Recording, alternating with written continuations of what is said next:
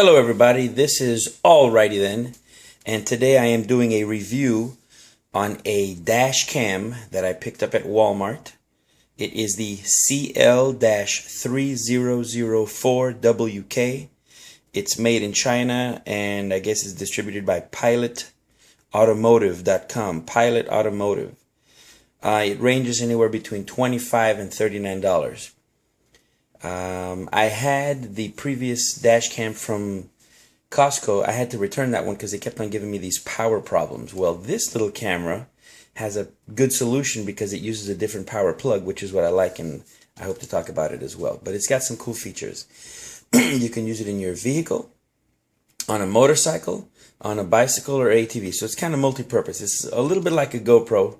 However, I haven't tested how long the battery will last without any external power supply. I doubt that it's going to last more than half an hour.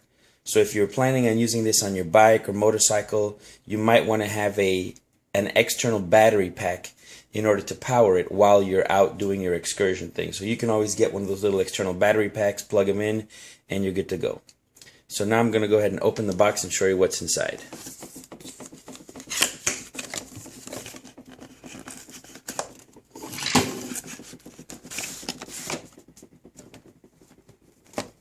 Actually, let me just show you the different features. It has a suction mount, it has the mount for the bicycle, it has a USB charger and a car charger, and it comes with a 4 GB mini SD, micro SD card. And there's it's got infrared lights for night vision, little 1.5 LCD monitor, but we'll kind of see that in a little bit. And there are apparently some pictures that go off on your adventure with. Alright, so let's put that away and let's take a look. Alright, so here is the camera. It's very, very small. On my table here, these are 1-inch squares. So if I put this just like this, it is about 2.5 inches long. And if I put it up against the edge here, and about an inch and a half wide. 2.5 long by 1.5 inches wide. So it's quite small, very lightweight. So if you were going to use it for your bike, it's not gonna weigh you down. It has a microphone button, or that's the microphone right there, a little reset button. This is the lens, and you have the little infrared lights. This is, I'm not sure what that is. Maybe that's a heating vent. Now, what I was saying about the power source is that it uses a USB plug, and let me tell you, when this plug goes in here, it's pretty sturdy, and it stays very, very well in place. The last camera that I had, it had one of those little round plugs that just kind of fit in, and every time the car would vibrate, the plug would come out, and I thought that was kind of poor. And these are your buttons right here. This is the up button, down button, that's your menu button, OK, memory, and power. Right out of the box, I pretty much took it out, plugged it in, and just started fiddling with the buttons, and it was very easy to go through the different menus. Pretty intuitive. If you've had a Casio the digital watch before and you could figure one of those out, this is no different. It's pretty straightforward. So let's keep looking at what else came in it. This is my USB adapter for the computer.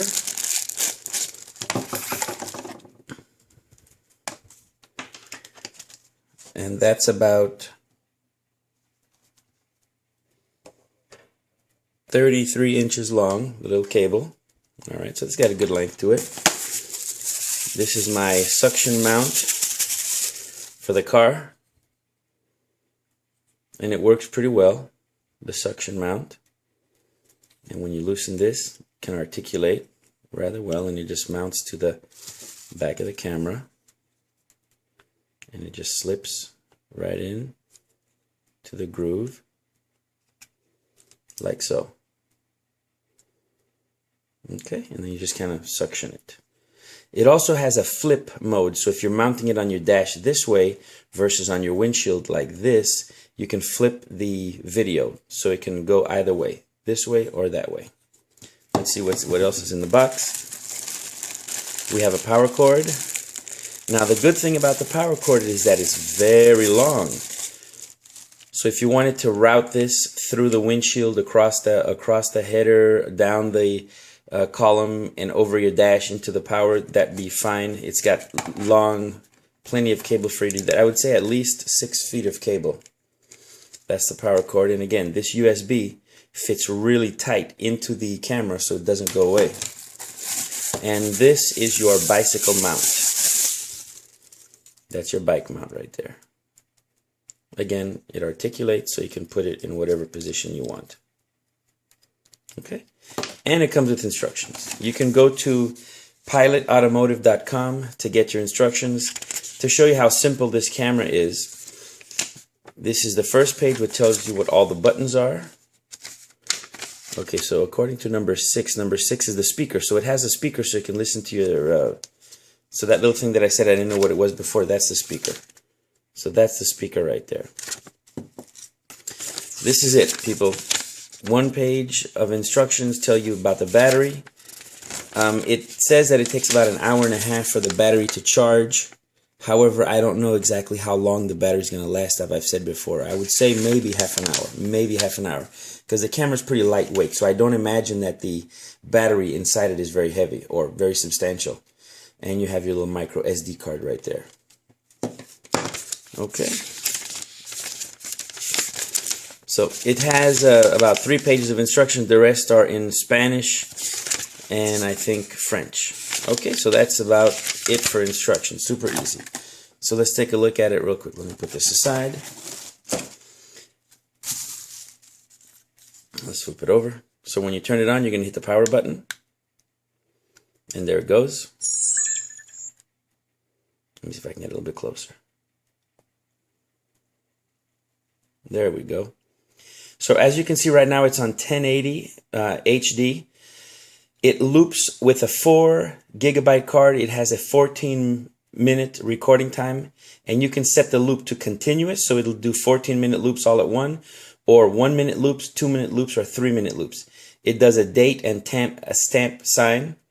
Here is your speaker. You can turn on the speaker on and off. That's your camera, and this is your menu button. And this little 0 here that's your what's that called again? Your exposure value. So you can increase the exposure value or decrease the exposure value depending on where you are. So if you're in a snowy area, you might have to decrease the exposure value, otherwise it'll blow out everything. And here's my battery indicator right here. So for the length of this talk, I'll just let the battery run and see how long it lasts. But it automatically turned off by itself. So let's just turn it back on again. It has a little feature that after 1 minute it turns off by itself, and you can change that to be continuous or adjust the time. Alright, so if I click the OK button, you'll notice that the record light starts and it starts to record. I've got mine recording on 3-minute intervals. So it'll start recording for 3 minutes, then start looping again and loop it again. You can see that your SD card is active. And if you hit the OK button again, then it stops recording. The menu button shows you the camera first. So this is going to be your resolution, loop recording, exposure value, motion detection.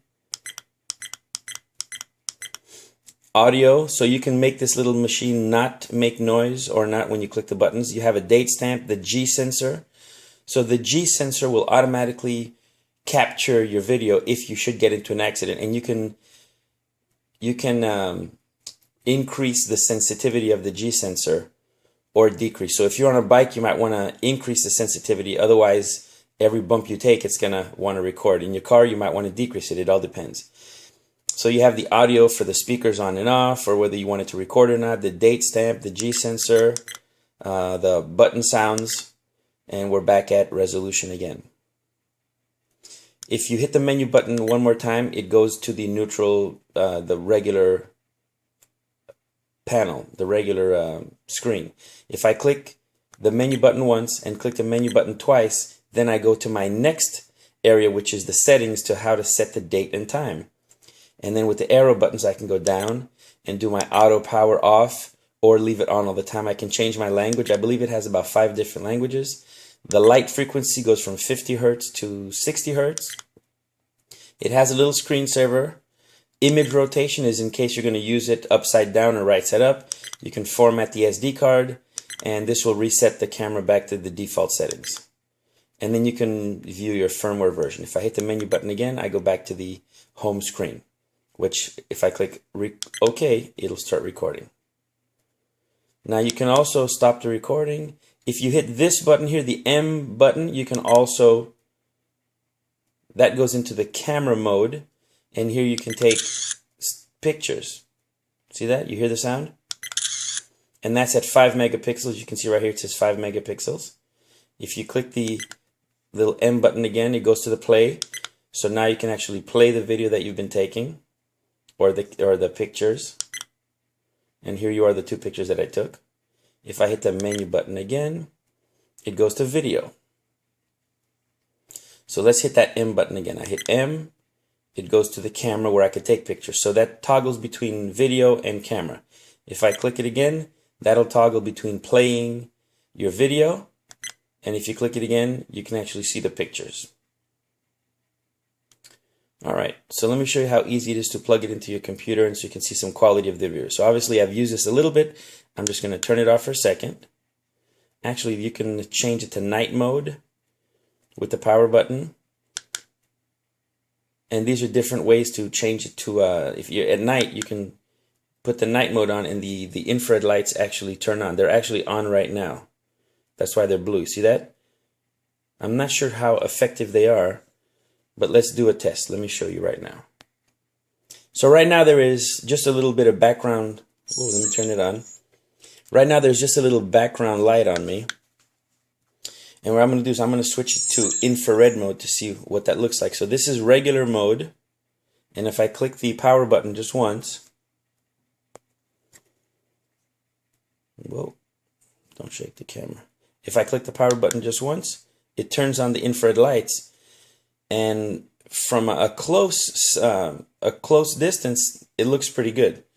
I don't know how this would work outside the windshield of your car, looking in far distances, but it looks like it's pretty good, the infrared image. I'm looking through the dark room and you can see it's lighting up everything, right?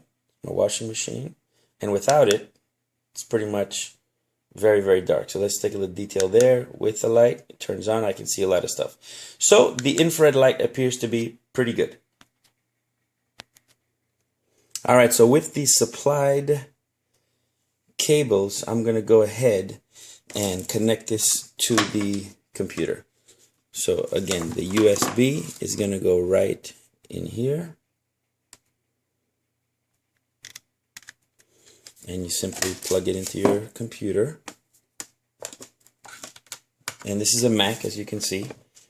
So once I plug it into the Mac, the camera automatically turned on. And here, it's telling me, do I want to use it as a mass storage or PC camera? So you can use this as a PC camera or use it as a mass storage device. So right now I just want to see the data that's in it. So I'm going to click the OK button. And now all of a sudden on my screen it pops up that there is a camera hooked up to the device. I'm going to click cancel, and here on the screen you can see that it has recognized the card. You can see that it's opened up the screen right here.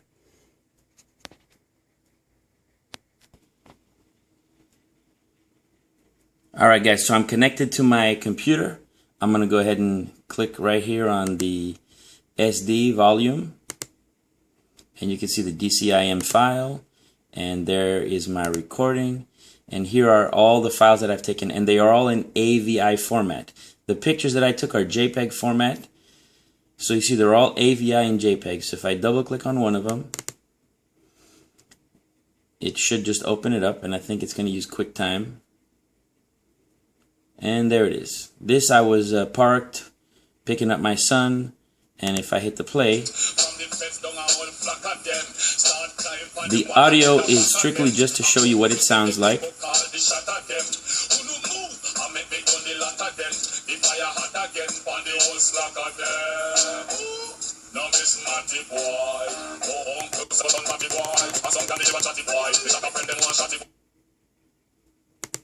Alright, so there's that one. Let me open up another one. You can see the video quality is pretty nice. It's a 1080p again. Let me see, did I do any moving on this one? Not that one. Okay, this one I was getting out of my car. I was at the Lowe's, the Home Depot parking lot, and getting my son ready so he can hear some of our interaction. But the video quality is quite nice. The lesser resolution you put, you're not going to get as good video quality, but you'll get longer recording. But with the 4 gigs that it has, you know, most of the time you don't need to record your whole trip. The purpose of the dash cam is not to record your entire trip, but just that 1 second of terror that happens. Okay. So here we go. You can see me there. It's perfectly good for identifying faces in HD in case somebody should come into your car and mess around. And notice that I've left the car, but it's still recording. So I've got it on that mode where it just keeps going in case something happens. It also has a motion sensor for the video. And then there should be a car that's going to pass by pretty soon if it hasn't done so already.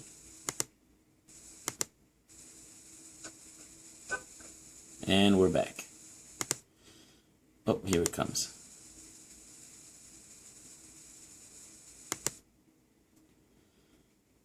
Alright, and so now I'm going to pause. I'm going to escape out of this. And I'm just going to eject my camera. I'm going to eject it. And there it goes. It should just come off. Oh, I think it's because I'm still opening it.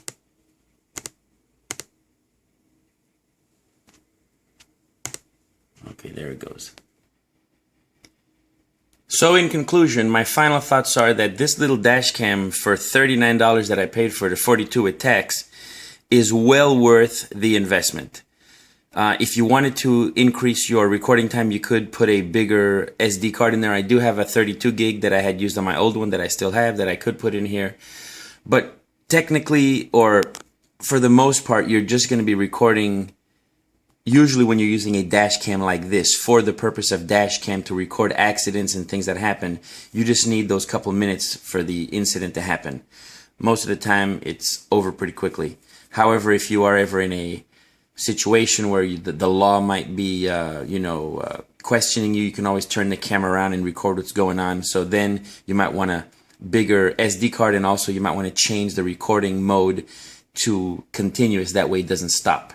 But I'm very pleased with this little device. I think I'm going to like it. Like I said, I had returned my other one that I bought from Costco just because the power kept on going off and it just started to act up after a while. But it's very, very small, very compact. I can easily take this with me on my trips when I drive because I do a lot of rental cars, and this is great to cover my butt. Just in case something should happen, I'll take it with me everywhere I go. It's got the little USB cable. Very easy to use, and also if you ever want to use it on your bike, ATV, or skateboard, helmet, or whatever you want to use it, you can. So, very good little camera. Suction cup works well. It stayed put. I hope you enjoyed the review. Don't forget to like and subscribe. God bless, and you guys have a good night. Thank you.